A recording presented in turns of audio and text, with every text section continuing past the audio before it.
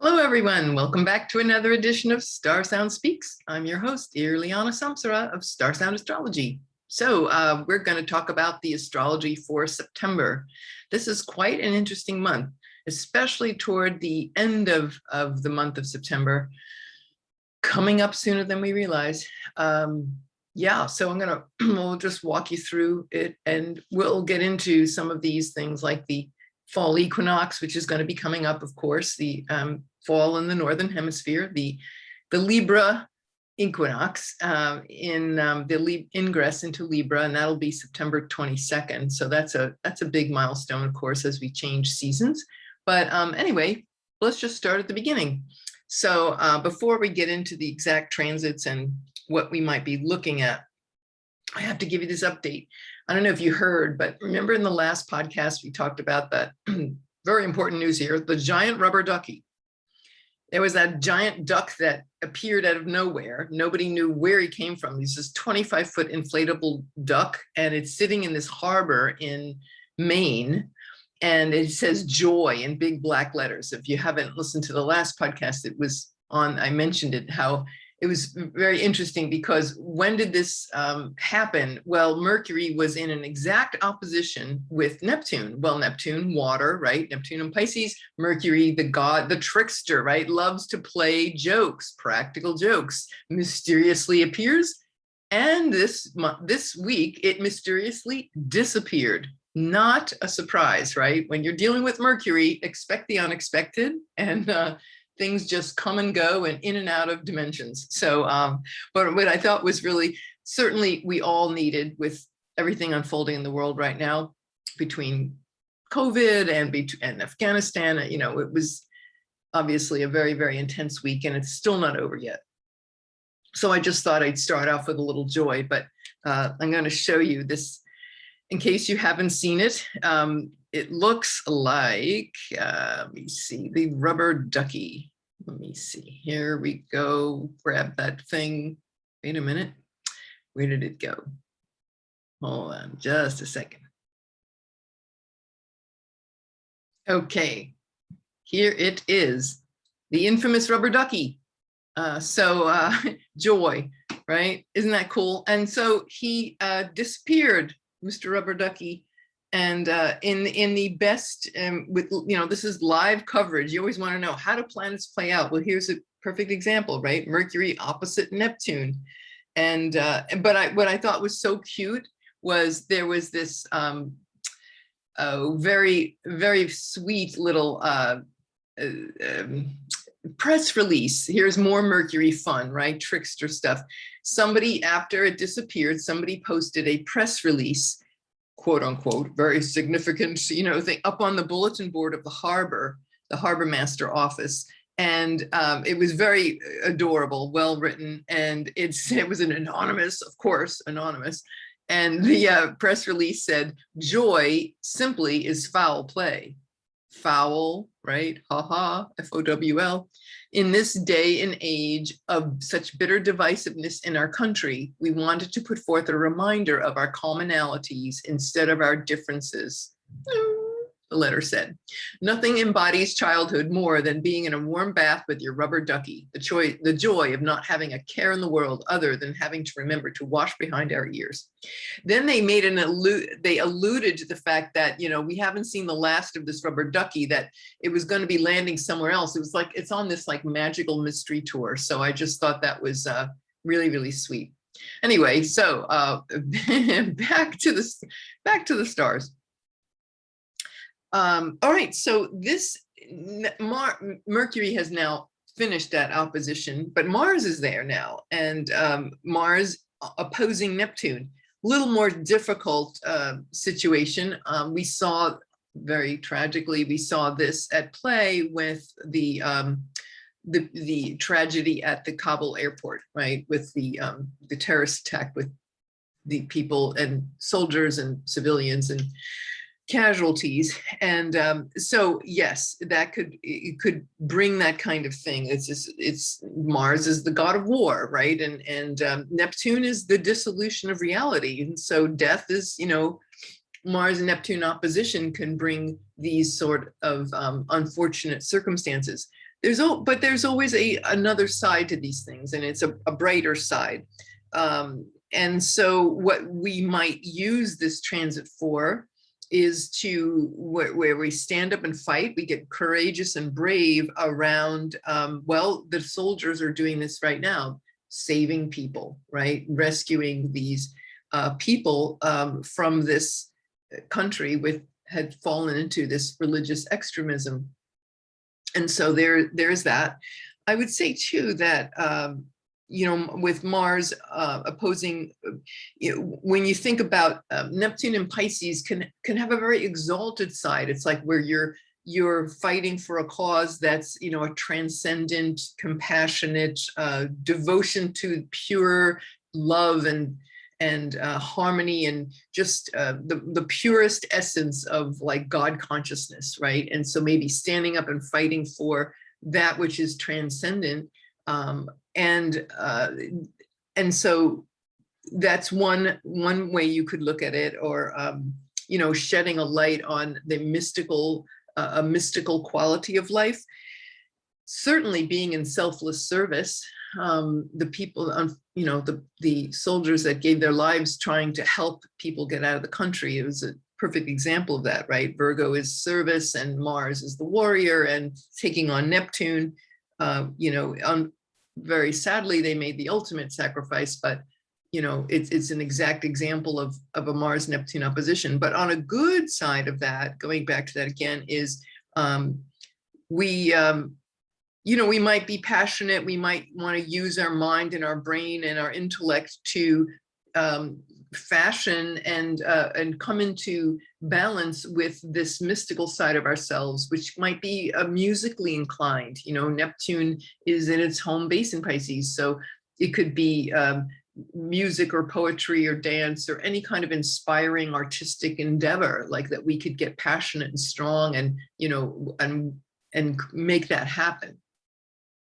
One of the, you might want to use, so anyway, that's the Mars-Neptune opposition.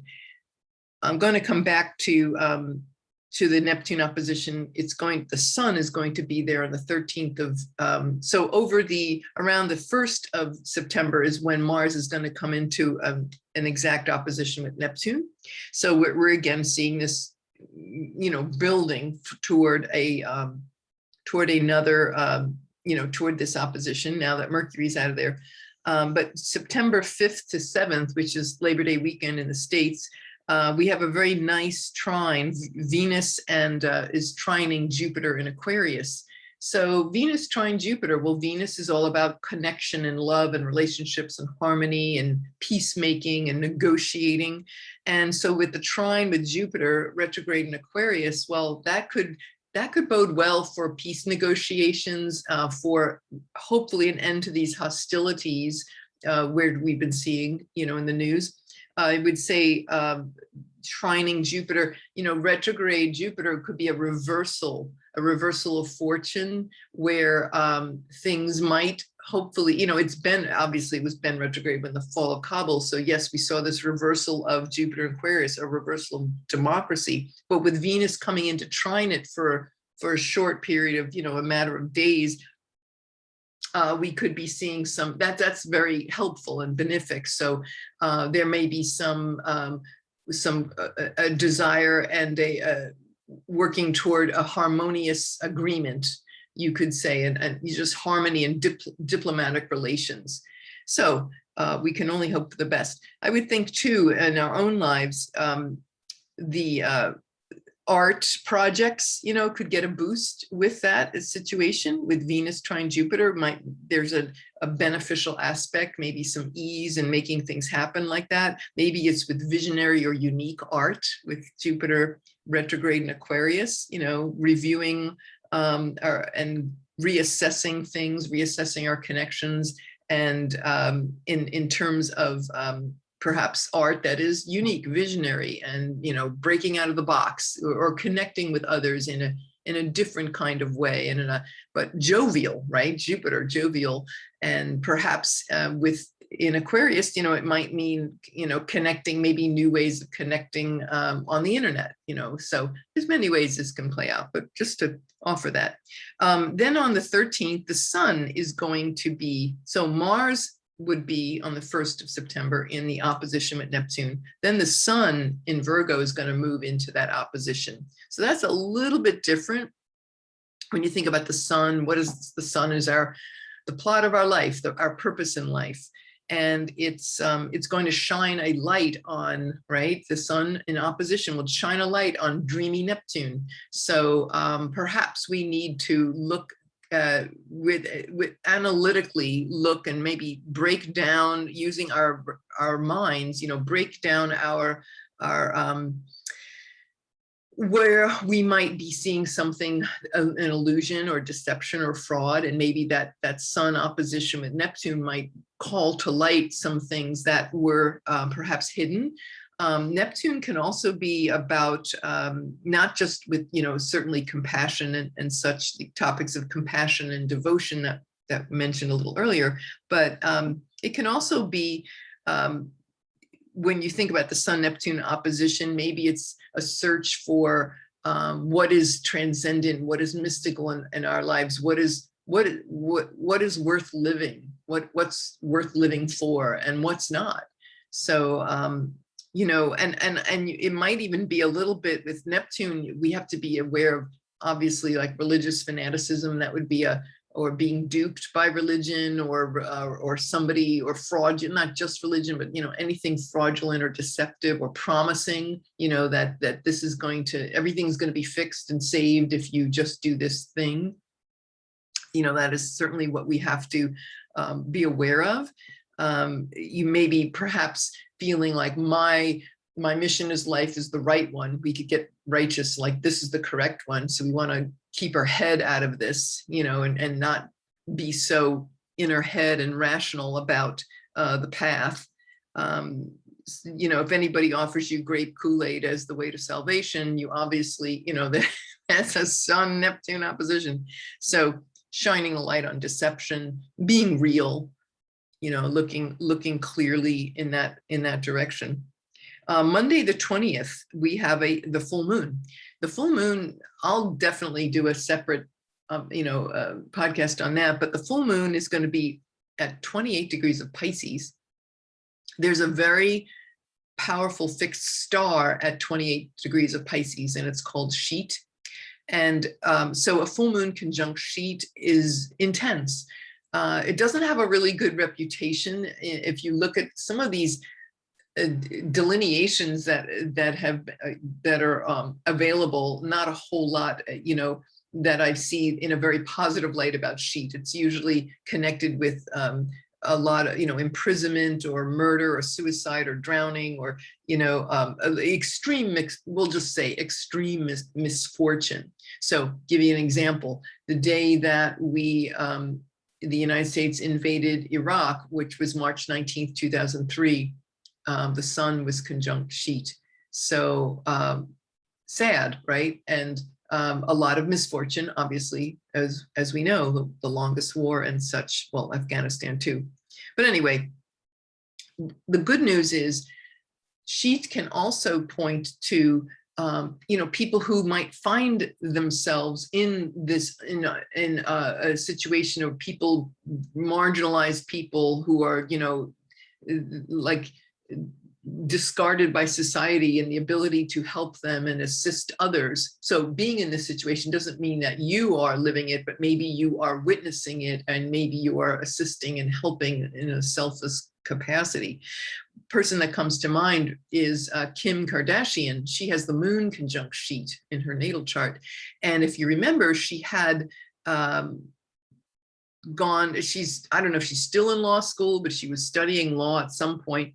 And she was, when Trump was in the White House, she went to visit him, and she got him to pardon a woman, an African-American woman, who was wrongly accused. And I think she was in prison, and then they got clemency for her. And so she fought for this woman, so that there's a perfect example of how we can use these placements that are considered, that have these bad reputations, that we use them in a really positive way.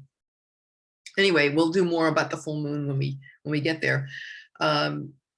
The equinox is the Aries ingress, as we say in astrology, not the Aries, sorry, the Libra, where am I? Hello, time traveling, right? Mars opposing Neptune, traveling, time travel into another dimension. Anyway, yeah, the equinox is going to happen it's fall equinox in the northern hemisphere and spring in the southern hemisphere. And that is going to be on the 22nd of the month. Big thing about that is Mercury and Pluto are going to be in a square. And so when you look at a chart for the equinox or solstice, any of the ingresses, that is almost, it's like a little birth chart. It's a chart for the next 3 months, kind of this overview of energies of what's going to play out. So with Mercury square Pluto, yes, it's going to be doing that for about from the 22nd of September to about the 1st of October. So that is going to be a lot of revealing. However, being that it's part of the equinox chart, we could be seeing this played out for a few months. What does that look like? Well, Mercury is the bringer of news. It could be in a square, in a very tense square with Pluto and Capricorn. We could be seeing some secrets that might have been held and kind of mysterious. Remember we talked about the mysterious, Mercury does that mystery thing. All of a sudden just something shows up, and it might be, these might be secrets or things that were formerly suppressed, and they come to light, and they could upset, say, for example, a diplomatic process or like a peacemaking process.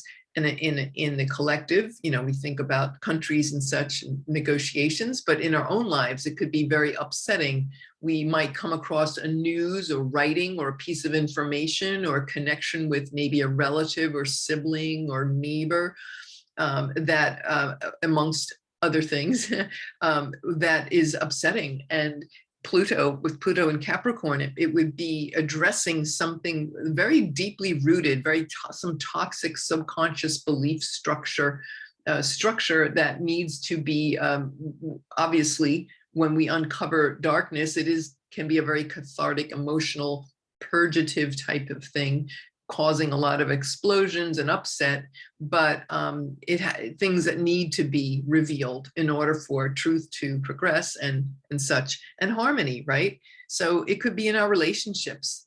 We could be seeing this, something comes to light depending on where this square is in the chart. And again, I'll get into that more, in a few weeks, but where this occurs is where this is that area of your life where you could be experiencing this cathartic upset about communication.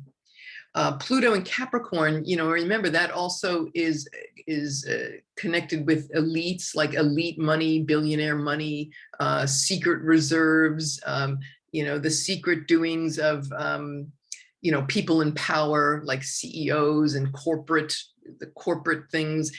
So Pluto and Capricorn, which has been in the sign of, Pluto's been there since 2008. So what have we seen for the last, 13 years, right? All this takedown of toxicity in our culture, in our corporate world, in our corporate culture, the economy, and just society at large. So when Mercury makes squares to Pluto and Capricorn, Mercury in Aries, Mercury in Libra, Mercury in Cancer, positions and squares, it's going to bring secrets to the surface. So we have that going on from the 22nd to about the 1st. It's going to be in that tight square. The 23rd of the month, we have an interesting, here's a little plot twist, so to speak. Venus is going to be opposing Uranus. So Venus opposing Uranus, what does that look like? Well, Venus happens to be what Mercury in Libra, Venus, it's in Venus's domicile. Well, Venus herself is going to be in opposition with Uranus and Taurus. Venus, Venus, Venus is a lot of Venus energy. Taurus, of course, is also, ruled by Venus. So we have a very interesting situation here. A Venus-Uranus opposition, talk about money and relationships, personal finances are the things that matter to us. There might be a difficult, it might be several days where we're feeling this difficulty around needing to break free and yet needing to hold on, or forces that are trying to control us. Maybe there's a person who is autocratic and controlling. Maybe you have a spouse or partner who's difficult and autocratic and controlling, and so there's this need to break free of that. Venus is going to be in Scorpio, so that is not the greatest place for Venus to be. But I would say, again, there's that underworld element of things being hidden. Maybe there's something in a relationship regarding money, for example, that you didn't know, and some shocking sudden news that causes you to reassess and evaluate, is this relationship really what I want? Does this relationship serve me? Is this really my true value system? This is our Uranus retrograde for the next several months, is having us really deeply look at what's important to us in the big scheme of things, in terms of our society and our evolution. And you think about, just indulgence and hedonism, and at what cost, right? So that's a Uranus and Taurus conversation. But with Venus in the opposition, it's really causing us to look at these things. And it's not easy. It's this tug of war between wanting to hang on, and that whole Scorpio control trip thing, which can be very intense and driven and obsessive, So I'm giving you these keywords of what to look for. And as it relates to the need to be free, and the need to be free in a relationship, and develop some new, more progressive values around relationships. So that's one way you could see it. Could be a sudden change in relationships, and also with money markets, financial money markets. I would think there could be some real ups and downs, certainly with Bitcoin and all the cryptocurrency. Not just that, it could be just the stock market at large. Taurus rules the stock market, so we could be seeing some sudden upset in that, NASDAQ or what have you. As not so, it could be crypto, NASDAQ, any kind of cathartic, explosive market activity. Like a big sell-off. There's just that stirring up, but very purgative, right? Because just things just come to the surface. And wow, didn't see it coming. It's very volatile when a Venus-Uranus opposition. Yeah, very volatile.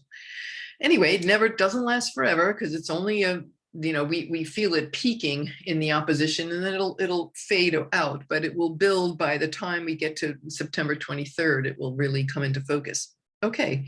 Then we have on the 28th of the month of September, we have Mercury will be retrograde. So it will retrograde in Libra. And again, we'll talk more about that as we get closer. But remember, when this Mercury retrograde, so it's coming into that square with Pluto, and then it's already slowing down. And then jing, 5 days later, it goes retrograde. So it's grabbing Pluto. That square with Pluto is very interesting. It could be a very combative kind of energy, or not an easy ride.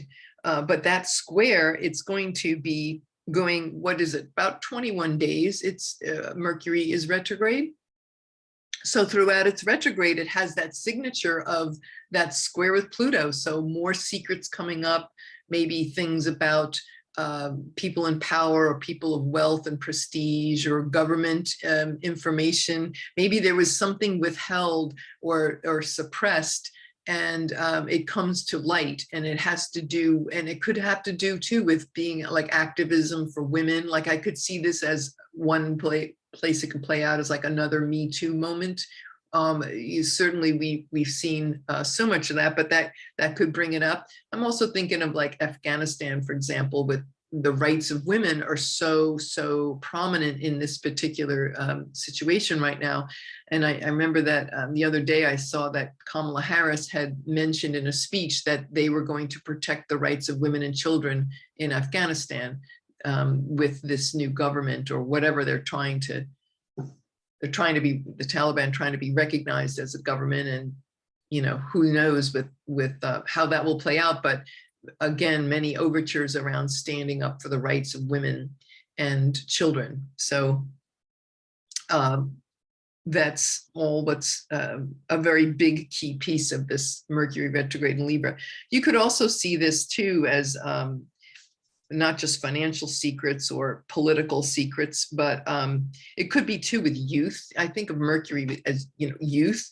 And so we think about, with the square with Pluto, obviously we've got this pandemic, so we might be the school, like this elementary and middle school, high school, that's all Mercury energy. So that it could be the school systems grappling with the higher ups, like say governors that are arguing about mask mandates and banning them, and all that's been going on, mask wars, right, culture wars.